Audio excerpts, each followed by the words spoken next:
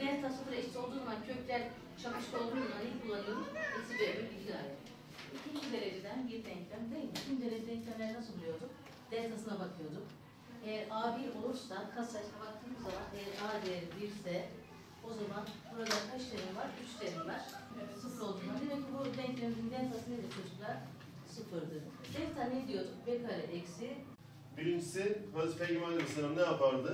Ellerini yemekten önce ve sonra yıkardı. Sağ elinle ye, önünden ye ve yemek yerken ne yap? Besmele çek. Hazreti Peygamber Aleyhisselam bu şekilde evladına sesleniyor, onun şahsında bizlere. Bir gün ashabıyla beraber yemek yerken sahabe efendilerimizden bir tanesi ne yapıyor? Yemeği eline daldıracak, yemek yemeye başlayacak. Onun için besmele çekmeyi ne yapmayalım? Unutmayalım. Dinimiz değil mi? Ne yapmış? Bazı yeme içme noktasında helaller ve haramlar belirlemiş bizler için. İnsanlar rahatsız etmezdi. Yani Peygamberimizden insanların tiksinti duyacağı hiçbir davranış hiçbir zaman gözlenmemiştir. Artı sahabelerimize soruluyor. Siz diyor ayakta mı yerdiniz? Hocam sofrada yemek yerken israfa nasıl dikkat etmeliyiz? Allah-u Teala Kur'an-ı Kerim'de külü veşrebu ve la tusrifu buyuruyor değil mi? Yiyiniz içiniz ama kesinlikle israf etmeyin. İsrafın her türlüsü dinimizce haram edilmiş. Sadece yemede içme değil, zamanında değil mi? Davranışlarımızda da israf haram kılınmıştır.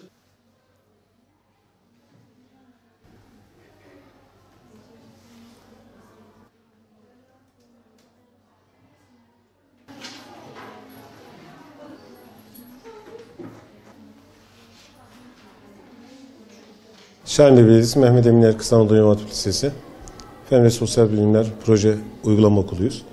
2 yıldan beri bu alanda çalışıyoruz. Öğrencilerimiz her geçen gün daha iyi bir kaliteyi yakalamak için ellerinden gelen gayreti fazlasıyla sarf etmekte. Toplumdan da gerekli ilgi ve desteği görmekteyiz. Öğrencilerimiz sonradan proje okulu olmamıza rağmen şu an okul içerisinde gerek deneme sınavlarıyla, gerekse konu taramalarıyla, gerekse akademik başarılardaki gösterdikleri çalışmalarla topluma yön vermeye ve hizmet etmeye başladılar. Şu an öğrencilerimiz sadece akademik anlamdaki çalışmalarıyla değil, aynı zamanda İmam Hatip ruhuna uygun yüklendikleri misyonlarla da eğitim öğretime destek veriyorlar. Gençlik Spor Bakanlığı'nın projelerinden 3T Vakfı'nın düzenlemiş olduğu Teknofest ile ilgili çalışmalarda şu an öğrencilerimiz ciddi anlamda bir proje başvurusu olarak yaparaktan bu alanda da varlıklarını göstermek istediklerini ortaya koydular. Öğrencilerimiz yaptıkları çalışmalarla toplumun örnek birer şahsiyet olduğunu, İmam Hatiplilerin toplum içerisinde sadece dini misyonu yüklenen değil, aynı zamanda topluma yön veren, toplumun her kesiminde var olduklarını hissettiren bir ruhla çalışmalarına devam etmekteler. Okulumuz öğrencileri şu an 900 civarı öğrencimiz var ve bu öğrencilerimizden biz büyük beklentiler içerisindeyiz. Gittikleri her platformda, bulundukları her ortamda kendilerinden söz ettirmeye başlayan öğrencilerimiz var. İmam Hatipler sadece dini misyonla değil, aynı zamanda sportif faaliyetleriyle, kültürel faaliyetleriyle de yol haritasında var olduklarını ortaya koyan bir çalışma becerisi içerisindeler. İnanıyoruz ki bundan sonraki süreçte ilgi ve ilginin arttığı, istatistik verilerin de ortaya koyduğu sonuçlarla İmam Hatip noktasındaki sürecin daha başarılı bir çizgiye geleceğini ve bu öğrencilerin çok daha başarılı adımlar atacağını, topluma çok daha güzel hizmetler ederekten yol haritasında varlıklarını hissettireceklerine inanıyoruz. Toplumda bu konuda bir desteği var ve öğrencilerimizin biz inanıyoruz ki ileriki zamanlarda keşke ben de İmam Hatip'te olabilseydim diyen bir sürü söz ve ifadeyi duyacağımıza dair düşüncelerimiz var.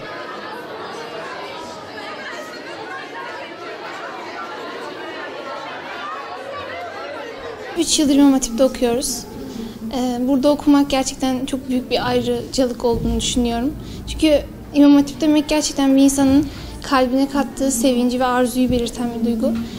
Her insan İmam Hatip'e gelmek ister, her insan burada ilim tahsil etmek ister.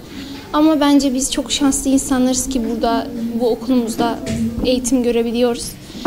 Öncelikle bazı İmam Hatipler, yani bazı arkadaşlarımız genellikle İmam Hatip'ten çıktığımızda pek bir meslek sahibi olamayacağımızı düşünür ama İmam Hatip asla öyle değil. Aslında İmam Hatip'e daha çok bir şeyler katabilmek için başka mesleklere de atlamamız gerekiyor. Mesela aklımızda sadece ilahiyat olmamalı. İşte bu tıp olabilir, pilotluk olabilir veya da mühendislik gibi alanlar da olabilir. Burada genellikle okula geldiklerinde işte ben sadece ilahiyat mı okuyacağım diye düşünüyorlar ama öyle değil. Gelseler aslında okulun içine bir girseler böyle bir şey olmadığını görebilecekler. Bizim her alanda burada hem tıbbi hem de ilmi alanlarda ilerliyoruz. Buraya geldiklerinde daha çok atılsalar, daha çok İmam Hatip'in adını duyurmak isteseler zaten bunların ortaya çıkabileceğini düşünüyorum. O yüzden herkesin hayalinde yani bir Anadolu Lisesi değil de bir meslek lisesi değil de bir İmam Hatip Lisesi de neden olmasın diye düşünmesini isterim şahsen. O yüzden galiba ben düşündüğüm için buradayım. Mutluyum bunun için de. İyi ki de İmam Hatip'teyim yani. İkinci dereceden bir denklem değil mi? İkinci derece denklemleri nasıl buluyorduk? Deltasına bakıyorduk. Eğer A1 olursa katsayısına baktığımız zaman eğer A değeri 1 ise o zaman burada kaç terim var? 3 terim var. Bu okuldaki 3. senem İmam Hatipli olarak hem fenli ilimlerimizi hem de dini ilimlerimizi beraber görmekteyiz. Akademik başarılarımızın yanında diğer bütün dini ilimleri de görüyoruz. Buradan mezun olduğumuz zaman diğer liselerdeki gibi değil de 2 kanatlı kuşlar olarak mezun olacağız. Hem fenli kanadımız olacak hem dini kanadımız olacak. Bu bizim hayatımızda birçok evrede yardımcımız olacak. Hem Rabbimizin istediği ideal kul olmaya çalışmak için hem de dünya hayatımızdaki akademik başarılarımız için İmam Hatipli olmak büyük bir ayrıcalık. En başta bizler birer Müslümanız ve hepimizin bilmesi gereken temel düzeyde İslami ilimler vardır. Maalesef İmam Hatip dışındaki birçok okulda bunların tam olarak verildiğini düşünüyorum. Hadis, siyer, fıkıh gibi sadece temel düzeyde bir eğitim veriliyor. Ama bizler kelam, akaid, hitabet gibi daha üst düzey dersleri çok daha iyi bir şekilde görebiliyoruz uygulamalı olarak. Bizim onlardan böyle bir farkımız oluyor ve toplumda daha bir önder oluyoruz. Çünkü İslam toplumunda yaşıyoruz. Bu sebeple böyle şeylerde daha da önde oluyoruz. Onlardan daha ayrıcalıklı olduğumuzu düşünüyorum. Sıfır olduğunda demek ki bu denklemimizin deltası nedir çocuklar? Sıfırdı. Delta ne diyorduk? B kare eksi. Birincisi Hazreti Peygamber Aleyhisselam ne yapardı? Ellerini yemekten önce ve sonra yıkardı. 4 yıldır İmam Hatip'te okumaktayım. İmam Hatip demek hem fenli ilimlerin hem de dini ilimlerin bir arada alındığı, çağımızın gereklerini içinde taşıdığı, bir Müslümanın olması gerektiği bir İmam Hatip, bir okul. İmam Hatip'te arkadaşlarımın da belirttiği gibi sadece ilahiyatçı olmak ya da sadece dini ilimlere vakıf olmak gibi bir şey yok. İmam Hatipli olmak demek dünyadaki bütün ilimlerle ilgilenebilirsin demek. Kesinlikle İmam Hatipli olmak ayrıcalıktır. Hem dinimizi öğreniyoruz hem fenli ilimleri öğreniyoruz. Diğer liselilerden, diğer gençlerden çok fazla artılarımız oluyor. Bir Anadolu'ya giden bir öğrenci sadece fenli ilimleri öğreniyor. Lakin biz hem dini ilimlerimizi hem fenli ilimlerimizi bir arada götürebiliyoruz. Aynı zamanda beraber yaptığımız etkinlikler, bu İmam Hatip'te kardeşliğimiz, sonra böyle dernekler aracılığıyla bir yerlerde toplanmamız, bunlar hiçbir okulun sahip olmadığı şeyler. Hiçbir okulun sahip olmadığı özellikler. İmam Hatipli olan insanların böyle duruşu her taraftan belli oluyor. Bu yüzden İmam Hatipli olmaktan gerçekten gurur duyuyorum.